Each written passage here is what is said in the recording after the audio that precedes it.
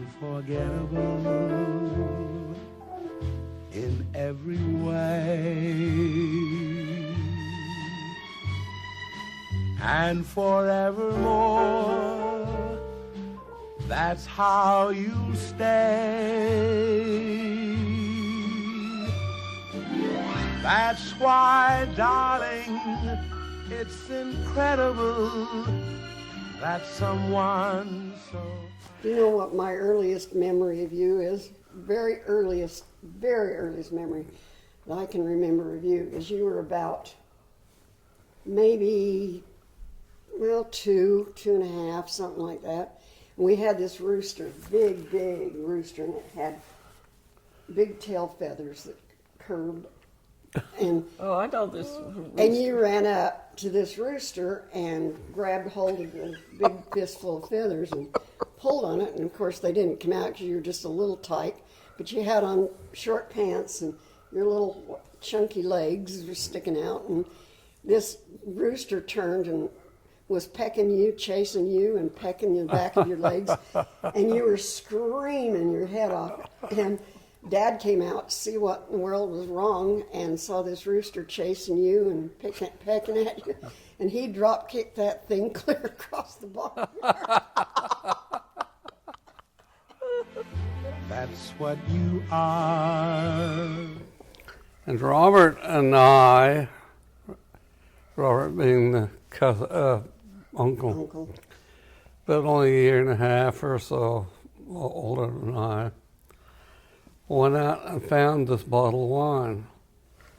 And little on, nah. We opened it, whizzed it. That was the beginning of your wandering days. Unforgettable. We got the urges to light a match. But we found some matches in a pocket of this car. We lit the thing afire. It was the wheat that was stacked against the back of the barn waiting to be thrashed. But yeah, you two were the culprits. I had nothing to do with that. I was a good kid. Blaine lit his match and threw it down and stepped on it. But I lit mine and burnt my finger when I threw it. So I take the blame, I guess. Oh, near or far. He would wake up from his naps in the afternoon, about noon, 1 o'clock, 2 o'clock, I don't remember. And we would go sit on his stepping stone outside and sing. And we'd sing, "Oh, I wish I were a little fish frozen in the ice. And when the girls skate over me, ooh, wouldn't that be nice?" Oh, you're making that up. No, I'm not. I'm not. Like a song of love that clings to me.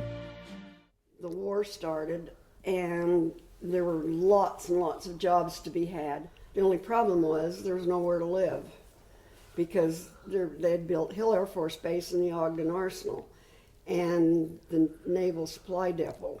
And there was a huge influx of people into the area, and there was no place for us to live. Well, Dad, having worked for the Forest Service, they had these big squad tents, and that's what we lived in until we could find an apartment.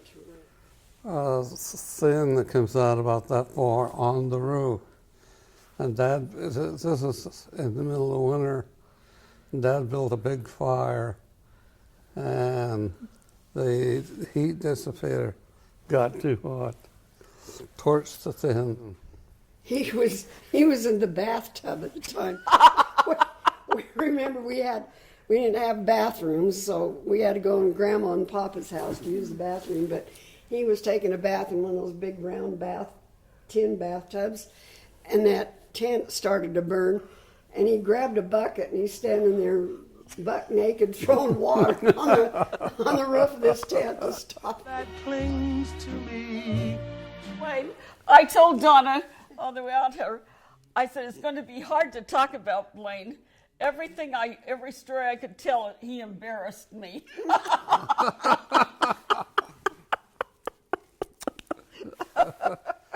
He was a rascal. From the Jesus. time he was shooting out the windows in the junior high building with his BB gun, too. Was I a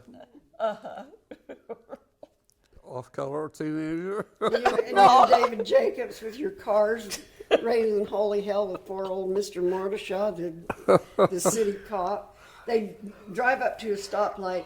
They both had these really hot cars, and they drive up to a stoplight, sit there and rev the engine like they're going to really peel out because they could see him sitting over there just waiting for him to do something wrong so he could arrest him. And as soon as the light turned green, they very slowly pull out and drive down the street, wave as they go by.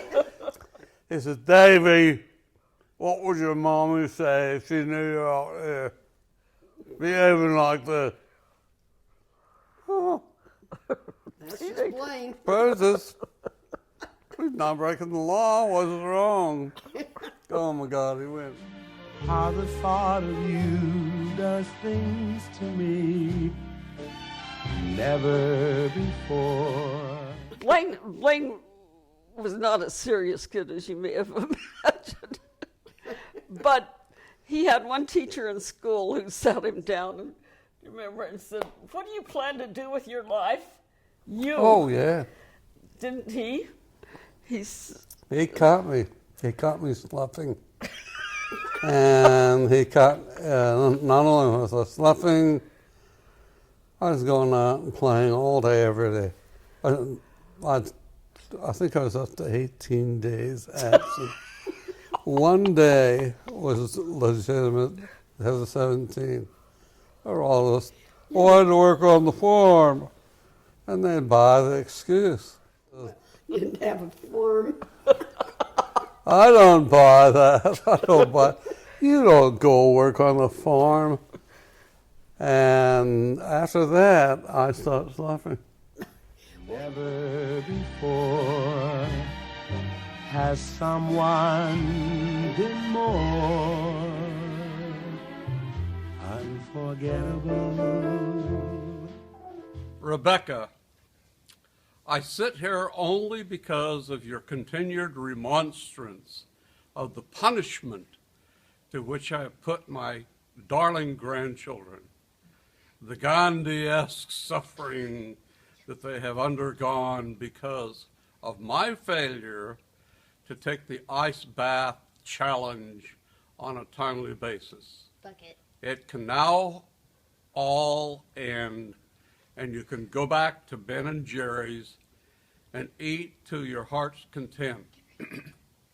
So, here we go. Let's have it, Chase and Catherine. And the donation goes in tomorrow.